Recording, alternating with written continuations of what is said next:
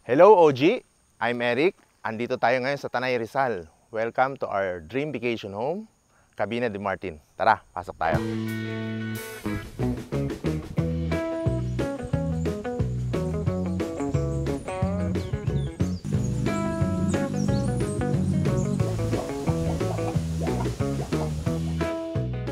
Dream lang talaga na magkaroon ka ng rest house at makapag-retire ka ng gusto mong edad. Kasi ako dati, parang enjoy na ako as working as OFW. Nag-enjoy ka dahil monthly, meron kang income. But ang wake-up calling sa akin is yung during pandemic lahat. Doon lahat nag-sink in na ipurso ko yung early retirement ko. Kasi nga, health is wealth.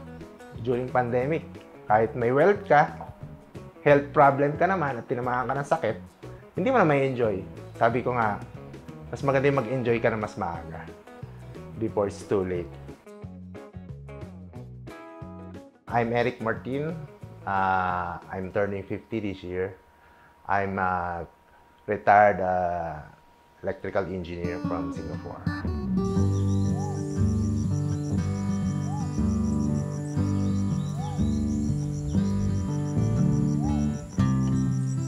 This was started after the pandemic. Alam naman natin, during pandemic talaga napaka-stressful. So, since in Manila, wala talagang ibang mapuntahan during the lockdown. So, I decided na mag-venture sa farm. Nag-venture ako ng iba't ibang lugar. So, first consideration ko is the place. Gusto ko yung medyo malamig na lugar. Tapos near metro. So, first option ko is Tagaytay, but Tagaytay is very traffic na. So, naghanap ako ng ibang alternatives. So, ito nga, first time kong makarating ng Rizal. So, nung nakita ko yung Rizal, so sabi ko, this is the place na similar weather ng Tagaytay, but near metro at the same time. Andun yung hinahanap kong overlooking areas.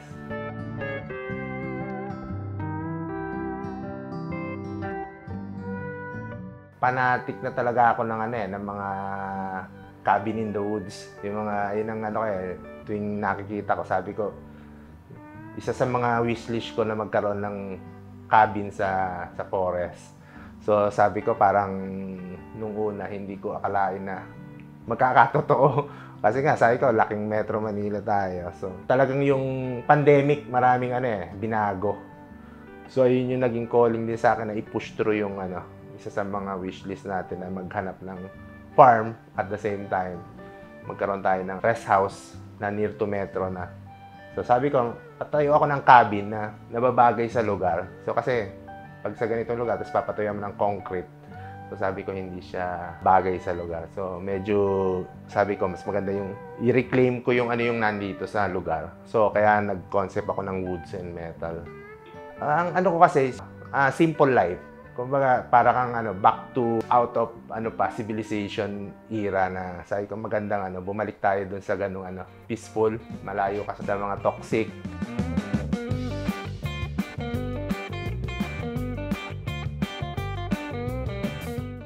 The lot size is more or less 2 hectares. Then this cabin house is around 60 square meter per area. Before you reach the cabin, so yung main gate ko is along the road. So meron akong 250 meters frontage, so along the road. So from the road to the cabin, siguro around 300 meters to 500 meters yung area. During development, talagang doon ako nag-focus sa road access papunta dito sa cabin.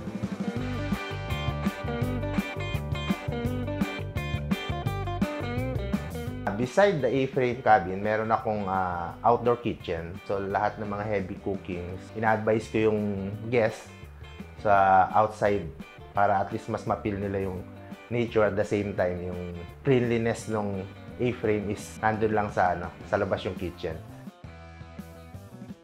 Meron din akong bonfire to experience ng mga guests na yung nature camp ng bonfire.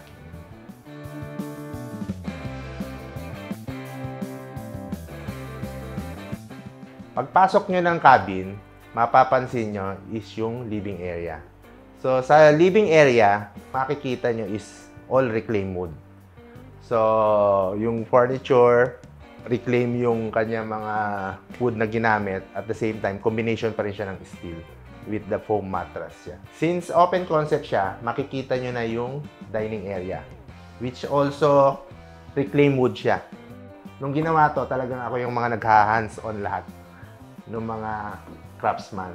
Kasi gusto ko siyang ma-preserve yung nature. So, ayoko siyang itapon lang o masira lang. And beside the dining, makikita nyo naman is yung toilet and bath. Nasa likod niya yung aking mini kitchen. Which also, makikita nyo, meron din mga accent ng wood na puro reclaim. At meron mga stone din siya na accent. Kaya nagkaroon kami ng outdoor kitchen kasi ina-avoid namin yung mangamoy yung mga nilulutong food sa loob ng cabin. So at least ma-preserve pa rin yung cleanliness sa loob.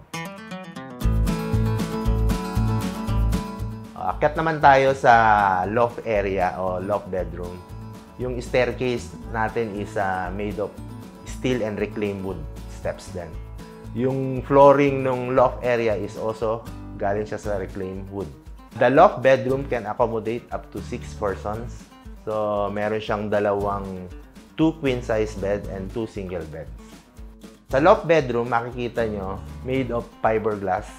Okay, bakit pinili ko ang fiberglass compared to tempered glass? Kasi dito sa area namin is napaka-windy. So, sobrang lakas ng hangin. Mas safe na gumamit ako ng fiberglass compared to tempered glass. Kasi ang tempered glass, pwede pa rin siyang mabasag. Ang fiberglass, hindi siya nag-absorb ng heat. Compare mo sa glass. Ang glass kasi, ano yan pag tinamaan ng init, umiinit siya sa loob, nag-absorb. So, hindi gaya ng ganitong fiberglass, sa loob, hindi siya nag-absorb ng init. Na-compare ko na siya.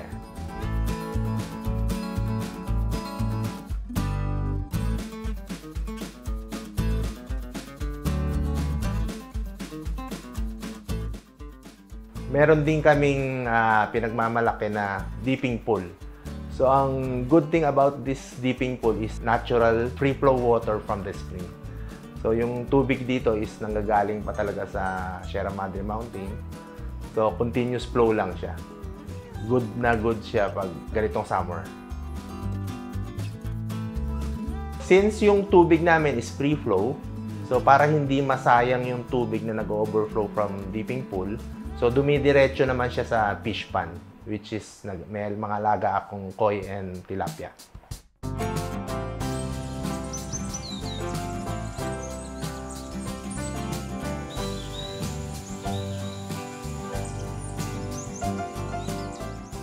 Materials, mostly, gusto ko kasi i-reclaim lahat ng mga natural woods na nandito sa lugar. Nung na-acquire ko kasi itong property, maraming mga driftwood na mga natumba na. So, sabi ko magandang gawing furniture. So, just like itong table, itong mga doors, so itong mga loft. So, lahat yan puro reclaim galing dito. So, kinumbine ko yung wood at saka metal. So, as much possible, inavoid ko yung mga cement. So, lahat to puro steel, tubular steel. Then, composition ng fiber cement. So, for the insulator. Then, tiles. Then, itong mga floorings, made of mga excess materials ko to from my house in QC. So, dinala ko dito to maximize yung as much possible lahat is reclaim materials. Actually, talagang ang initial plan ko is rest house. Sabi ko, every weekend or meron kami mga family gathering. So, instead of renting out, so meron kami pinupuntahan every weekend or gathering. Since yung dalawa kong kids, meron ng sariling family din. So, yung dalawa kong remaining kids, so nasa school pa. Majority naman nasa QC ako, nasa Manila. So, sabi ko, sayang yung place. Sabi ko, since na-enjoy naman na, why don't you share to sa iba naman na experience at ma-motivate din yung iba na rest house pwedeng turn into passive income.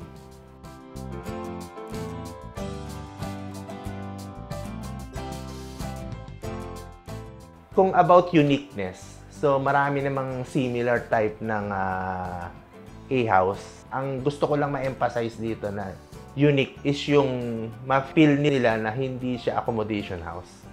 Yung ma-feel nila na feels like home. At the same time, so uniqueness is the view.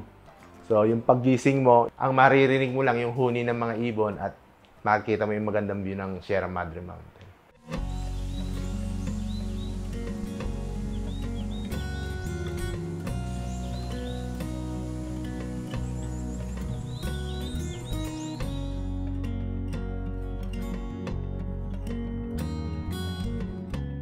Maraming challenges. Nung una, akala ko magpatayo ng cabin sa farm is ganun kadali. Pinakamalaking challenge is yung development ng access road. Kasi nung dinidevelop to, walang access road. Ang tagal ng progress kasi nilalakad ng mga tao para iakyat dito yung mga materials. So sabi ko, tatagal yung construction kung mano-mano siyang inaakyat. During construction, sinabay ko na yung road. The second is yung tubig. Although meron kami natural water, but during rainy season, hindi siya ganun kaganda quality. So nagpagawa ako ng deep well para masustain ko yung quality ng water ng cabin. Then third is yung electricity. Nagpakabit ako ng sarili kong transformer just to supply na electricity. But in future plan is gusto kong gawing solar din. Bago ka magpatayo ng isang rest house, look for the location na tingin mo accessible na kung saan ka nag-work or lagi mo siyang mapupuntahan. Kasi mayroong mga lugar na rest house is once in a while mo lang mapuntahan. Minsan pag punta mo is hindi na ganun ka-maintain yung property. So, since malapit sa Metro Manila o kung saan malapit sa workplace mo, mabibisit mo time to time. So, ayun yung isang kagandahan. At the same time, ang ma-advise ko sa kanila is yung budget. Number one is budget. So, siguro ang budget, as much possible kung kaya mong i-double. Kasi owning a property is mas madali Pero yung building a property is much more difficult. So, minsan, ang daming add-ons na hindi mo na-expect.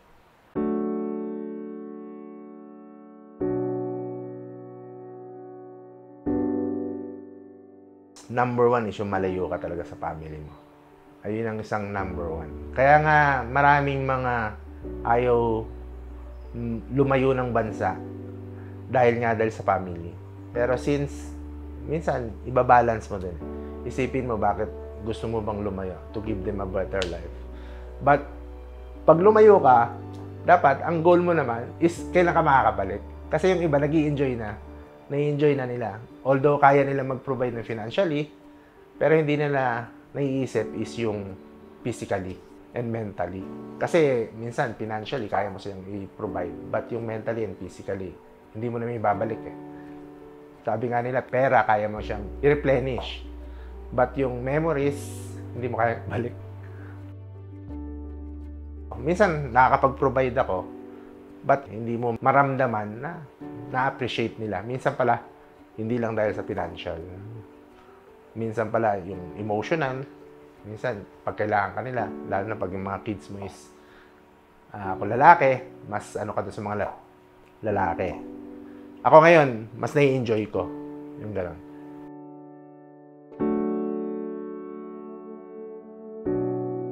Actually, I want to share this because ang dami kong experience as an OFW. So, tuwing magkakasama-sama kayo, ang topic nyo is retirement Pero walang gustong mag-retire. So, sabi ko, sige, ako yung magiging example nung mga kasama ko na ito yung retirement na hinahanap natin. So, sabi ko, to encourage them is, ito back simple life, pwede naman nating i-turn Kaya naman natin kitain yung kinikita natin doon. Basta in the right track lang. Alam mo kung paano i-handle. So, which is, nagkatotoo naman. So, hindi ako nagkamali ng decision talaga. Want to share your house and get featured? Email us at stories.onlygood@gmail.com and tell us about your interesting home story. For more videos like this, subscribe to OG and be part of the community.